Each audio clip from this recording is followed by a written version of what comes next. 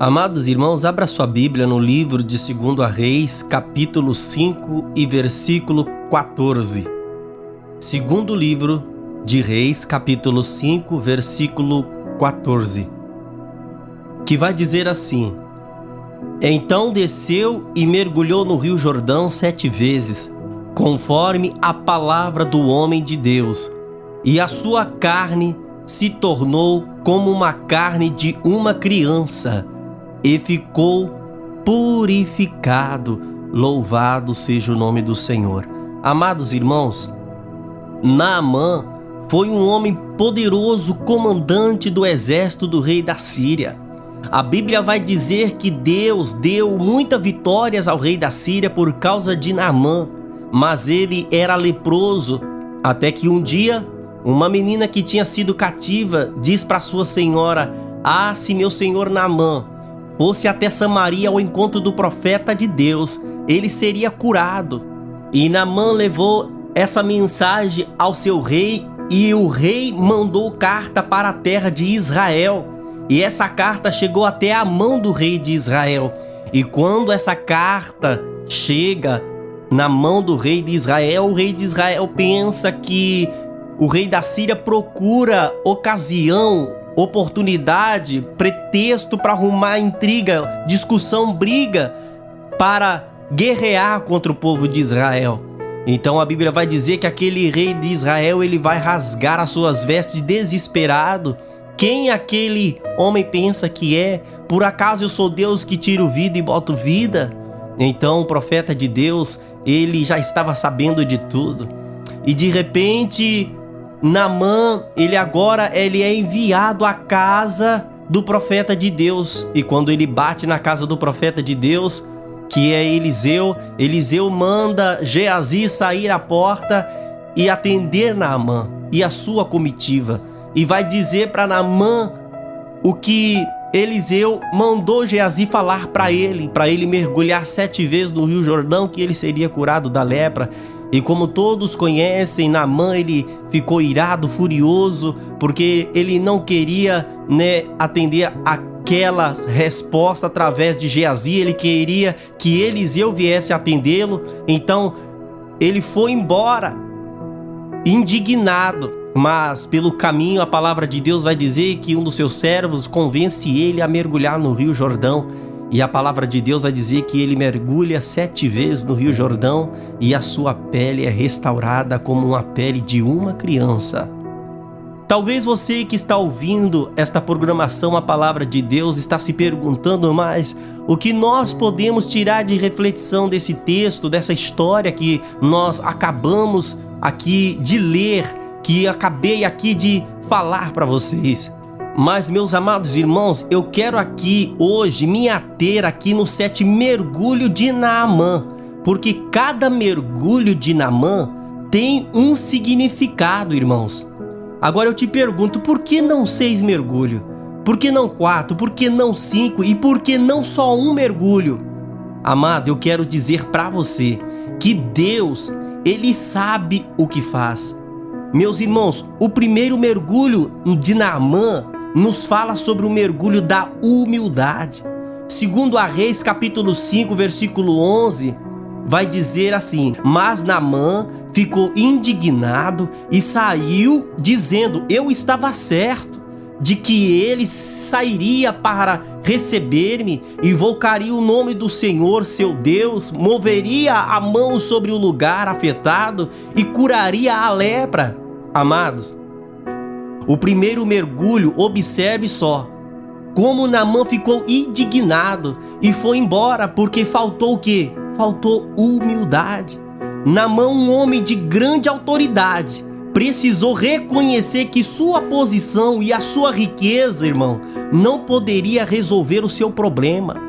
O primeiro mergulho simboliza deixar o orgulho e reconhecer que dependemos de Deus. Deus não está, irmão, de olho no seu diploma. Deus não está de olho na sua posição social, no seu concurso público, na marca do seu automóvel, no valor do seu terno. Deus não, irmão, está preocupado com o seu sapato. Deus cobra de você, sabe o que hoje? humildade, porque nada dessas coisas pode resolver o teu problema espiritual. Você precisa ser humilde e obedecer à voz do profeta, obedecer à palavra de Deus. Louvado seja o nome do Senhor. O segundo mergulho de Naamã, preste muito bem atenção aqui no que eu vou falar, é o mergulho da obediência. Segundo a Reis, capítulo 5, versículo 10, vai dizer: Eliseu então enviou mensageiro para lhe dizer: vá e lava-te 7 vezes no Rio Jordão, e a sua pele será restaurada, e você ficará purificado. Então esse é o mergulho da obediência. Vai e lava-te 7 vezes no Rio Jordão. Irmão, preste muita atenção. Naamã precisou obedecer à instrução de Eliseu, mesmo sem entender ou concordar com ela. A obediência, irmão, é a chave para experimentar os milagres de Deus, irmãos. Obedecer é a chave, obedecer a palavra que está sendo pregada aqui nesta noite. Você está ouvindo hoje eu falar aqui da palavra de Deus. E você tem 2 opções nessa noite: ouvir a palavra de Deus, mas quando terminar esta programação, você esquece de tudo o que foi dito aqui, ou você sai dizendo: a partir de hoje a minha vida vai mudar, eu vou colocar em prática tudo que aprendi, a minha vida vai mudar. Meu irmão, é ouvindo a palavra de Deus, é praticando que a gente tem sustentação. Aquele que ouve as minhas palavras e as pratica é como o homem sábio que construiu a sua casa na rocha. Depois vem os ventos, vem os rios e ela não cai. Mas aquele que não ouve e não pratica é aquele que construiu a sua casa na areia. É o imprudente que as nuvens, que os rios e os ventos levam, vem, e a grande é a sua ruína, diz a palavra de Deus. Irmão, a obediência está em extinção no mundo em que nós estamos vivendo. Pastor fala uma coisa, a pessoa faz outra. O irmão falou uma coisa e você faz outra. A palavra de Deus, irmão, está falando uma coisa e ele faz outra. Aleluia, louvado seja Deus. A Bíblia vai dizer que o rei Saul, ele desobedeceu a palavra de Deus, ao invés de fazer o que Deus havia mandado. Aí vem o profeta Samuel e diz para ele: o obedecer é melhor do que sacrificar. Está escrito lá em 1 Samuel capítulo 15, versículo 22, irmãos. Então, a partir de hoje, obedeça a palavra de Deus mesmo quando ela não faz sentido nenhum. Não precisa fazer sentido, você só tem que obedecer, irmãos. A lei dos homens tem uma frase que vai dizer assim: leis não se discute, leis se cumpre. A palavra de Deus é assim também, irmãos. A gente tem que obedecer mesmo quando a gente não entende. Quando Jesus curou aquele cego, lembra que fez um lodo com as suas mãos, com sua saliva? Jesus poderia ter curado o cego só mandando assim: ó, veja, a tua fé te salvou. Jesus poderia simplesmente colocado a mão sobre ele, curado, sim ou não? Irmão, poderia, mas ele pegou a terra, cuspiu na terra, fez um lodo na terra, passou a terra nos olhos daquele cego, mandou ele se lavar lá no tanque de Siloé. O cego poderia muito bem ter falado assim, ó: vou nada, porque ele não me cura agora. Que conversa é essa? Sabe por quê, irmão? A obediência, ela não se discute. Quando Deus te manda fazer alguma coisa, mesmo que você não esteja entendendo naquele momento, apenas obedeça a voz de Deus, irmãos. Aleluia. Agora o terceiro mergulho de Naamã, irmão, é o mergulho da perseverança. A cura não veio no primeiro e nem no segundo mergulho, irmão.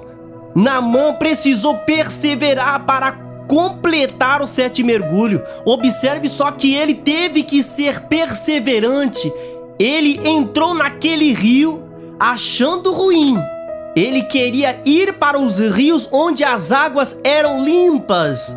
ele foi convencido pelos servos. E ele mergulhou primeira vez, olhou e nada aconteceu. Na segunda vez não aconteceu nada, na terceira não aconteceu nada. Ele já estava, creio eu, querendo parar, porque não via mais. Ele tinha que perseverar, irmãos. A perseverança é a chave da tua resposta, irmão, da tua conquista, a chave do teu milagre. Você tem que ir até o final. Se Deus disse 10, é 10. Se Deus disse 5, é 5. Se Ele mandou esperar, espera, irmão, porque Deus, Ele sabe de todas as coisas. Em Romanos capítulo 5, versículo 4 vai dizer: perseverança gera um caráter aprovado, irmão. Olha só. Deus não queria só curar o Naamã, mas gerar nele um caráter. E tamanho foi essa transformação que quando ele sai daquele rio, irmão, ele é uma nova criatura. Ele disse que nunca mais iria levantar um altar a qualquer Deus, senão ao Deus de Israel. Foi uma transformação. Não desista, meu irmão, no meio do processo. Às vezes o milagre só acontece quando a gente persiste até o final. Então persista, não desista, porque grande vai ser a transformação, grande vai ser o milagre de Deus na sua vida. Louvado seja Deus. Agora o quarto mergulho, meu amado irmão, é o mergulho da fé. Cada mergulho foi um ato de fé de Naamã. Naamã precisava acreditar que Deus era poderoso para curá-lo. Por que o quarto mergulho foi um ato de fé? Porque ali era a metade. E quando chega na metade, geralmente a pessoa ou desiste ou pensa: se eu já vim até aqui, eu vou até o final. Então, esse foi o mergulho da fé. Lá em Hebreus, capítulo 11, versículo 1, a palavra de Deus vai dizer que a fé é um firmamento das coisas que se esperam e a prova daquilo que ele não pode ver. O que Naamã esperava era a sua cura, irmão, não era? O que ele não via era a sua pele limpa. Então a fé é um firmamento daquilo que você não pode ver. Quando você está na igreja, o que é que você consegue ver? As paredes, os tetos, o púlpito, mas ninguém consegue ver os fundamentos. Os fundamentos estão enterrados, que é os alicerces da igreja. Tudo o que você está vendo está sustentado por aquilo que você não está vendo, que é o fundamento da igreja. Então a fé é isso. Toda a sua vida, todo o seu progresso, toda a sua sustentação espiritual, ela está firmada nessa parte que você não consegue ver, que é a sua fé. E é por isso que a Bíblia diz que a fé é a prova daquilo que eu não posso ver. Louvado seja o nome do Senhor. Agora o quinto mergulho de Naamã fala sobre o mergulho da purificação, irmão. O Rio Jordão representava um rio comum, sem aparência especial, contudo Deus usou aquele lugar para purificar o Naamã. Irmão, nunca foi o rio, nunca foi a água, nunca foi a sujeira da água, nunca foi nada disso, mas foi a obediência à palavra de Deus, foi um mergulho da purificação. O Naamã chegou no lugar do local e foi curado, não porque o rio fosse um rio milagroso, não, o rio nunca curou ninguém, mas sim porque ele foi debaixo de uma palavra. Deus sempre usa coisas simples para fazer os seus milagres. Lembra quando Jesus lavou os pés dos discípulos? Está lá em João 13, versículo 8. Jesus certo dia estava com seus discípulos. De repente ele se enrolou numa toalha no ombro e uma bacia de água e saiu para lavar os discípulos. E Pedro não quis que lavasse os seus pés. Jesus disse: olha, Pedro, se você não me deixar te lavar, tu não tem parte comigo, irmão.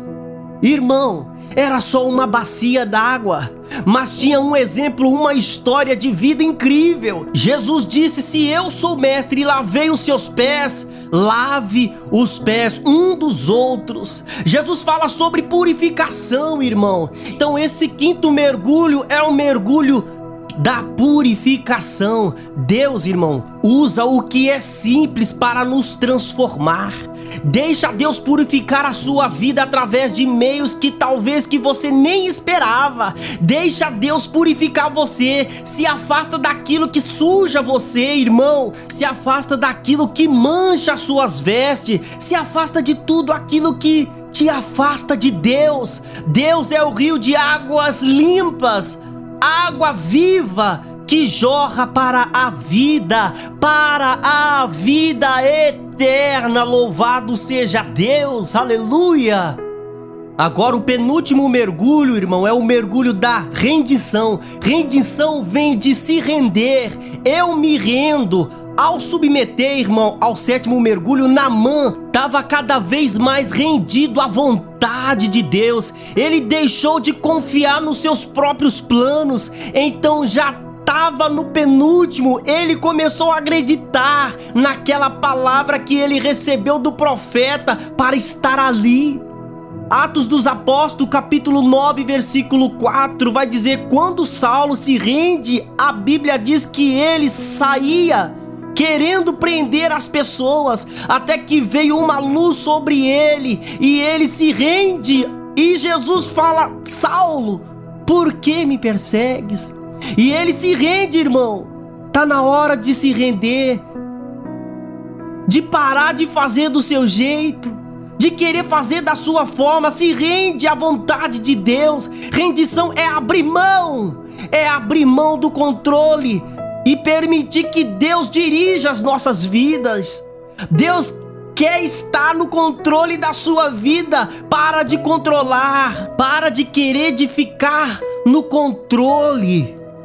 Perceba que tem pessoas que entram dentro de um avião, nem conhece o piloto e nunca viu ele na sua frente, não sabe se ele bebeu ou não bebeu, não sabe se ele tem todas as horas de voo nessas áreas para poder te conduzir, você com sua família. E o que você faz? Você entra no avião, põe a cadeira para trás e relaxa. Por quê? Porque você está confiando a sua vida nas mãos de um piloto que você não conhece. Então, irmão, sabe o que eu quero dizer com esta palavra, irmão? Deus está dizendo para você: confia em mim.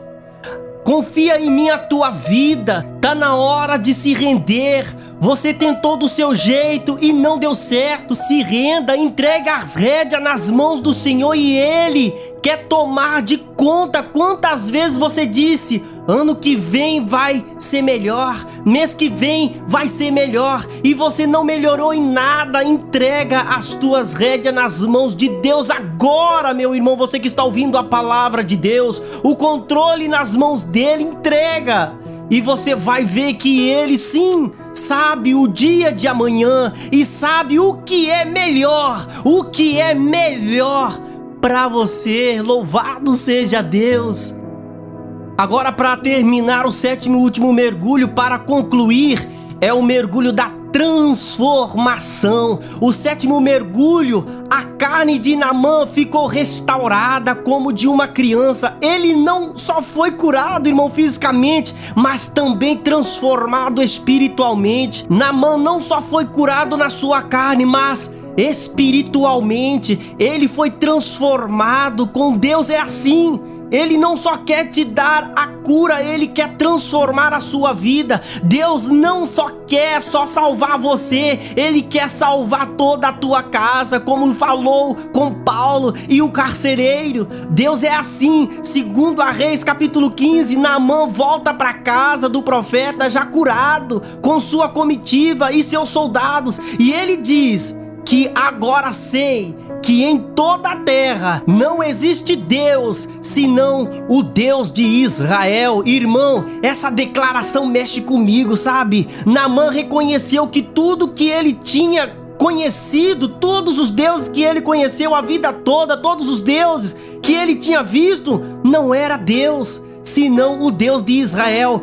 Quando, irmão, obedecemos e entregamos completamente, Deus, ele nos transforma de dentro para fora. Não foi uma transformação de fora para dentro. Naamã, ele não teve que primeiro ver a cura para ser transformado. A transformação começou lá dentro. Desde o primeiro mergulho, a transformação foi acontecendo. Cada mergulho, Deus foi curando alguma coisa de dentro de Naamã, até que no sétimo mergulho, ele curou a sua carne. Irmãos, isso é muito poderoso, irmãos. Para finalizar a história de Naamã, nos ensina que a cura e a transformação vem através da fé, a obediência e a humildade. Assim como Naamã precisou de 7 mergulhos, talvez Deus esteja nos chamando para passar por um processo para alcançar a vitória. Qual é o mergulho que você precisa, irmão, nessa noite? Você que está ouvindo a programação, a palavra de Deus, será que não é o mergulho da humildade que você está precisando? Será que você não está precisando da obediência, da fé, ou da perseverança, da purificação, da rendição? Ou será que você não está precisando de transformação para o seu filho, para o seu marido? Qual é o mergulho que você está precisando? Para terminar, não importa qual mergulho que você precisa, se é 1, se é 2, se é 3, se é 4, se é 5, se é 6, se é 7, nesse momento, põe a mão no seu coração. Vamos agora mergulhar agora nesse rio. Vamos mergulhar na presença de Deus.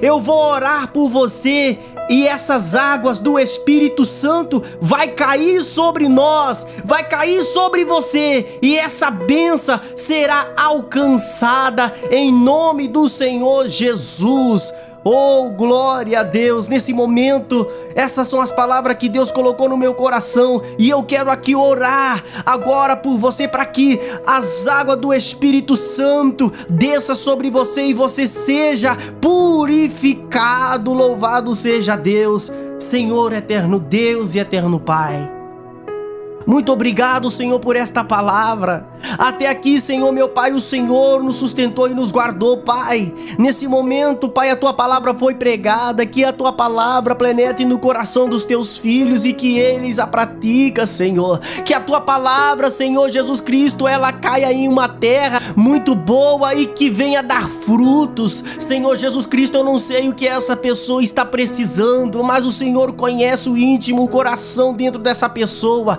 Venha agora fazer os milagres acontecer na vida dessa pessoa. Venha, meu Pai amado, fazer o milagre em nome do Senhor Jesus. Eu te peço, em nome do Pai, do Filho e do Espírito Santo de Deus. Amém, Jesus. Amém, Jesus. Que Deus abençoe a cada um de vocês que acompanhou até aqui. Fique na paz de Deus.